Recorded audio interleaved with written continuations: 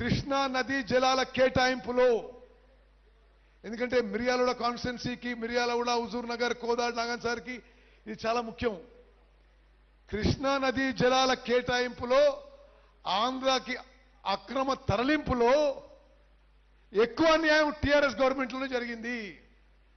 మళ్ళీ మనం వచ్చిన తర్వాత ఇప్పుడు కృష్ణా నదిలో అన్ని ప్రాజెక్టుల మీద టెలిమెట్రీ పెట్టడానికి మన ప్రభుత్వం పైసలు ఇచ్చి టెలిమెట్రీ ఇన్స్ట్రుమెంట్స్ పెడుతున్నాం. వాళ్ళ హయాంలో పోతిరెడ్డిపాడు సామర్థ్యం పెంచుకున్నారు, రాయలసీమ లిఫ్ట్ పనులు మొదలు పెట్టుకున్నారు.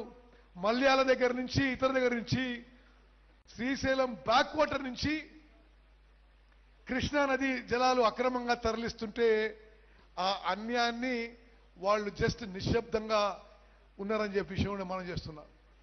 కృష్ణా నదీ జలాల్లో ఎక్కువ అన్యాయం గత ప్రభుత్వంలో జరిగింది. మనం వచ్చిన తర్వాత నిరంతరం పోరాటం చేస్తున్న విషయాన్ని మనం చేస్తున్నాం.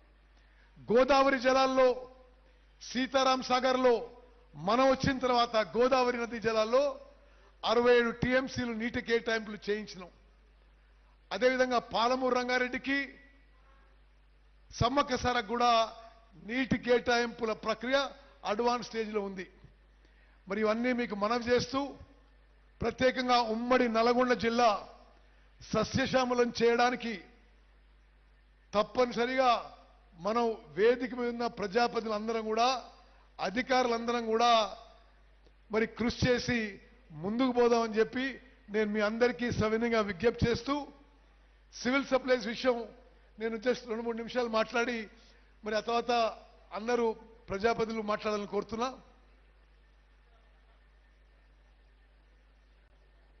ఇప్పుడు యాసంగి వరి పంట ధాన్యం కొనుగోలు జరుగుతుంది. కొన్ని లెక్కలు చెప్పాలి మీకు. పోయిన వానాకాలం పంటలో తెలంగాణలో 66.7 లక్షల ఎకరాల్లో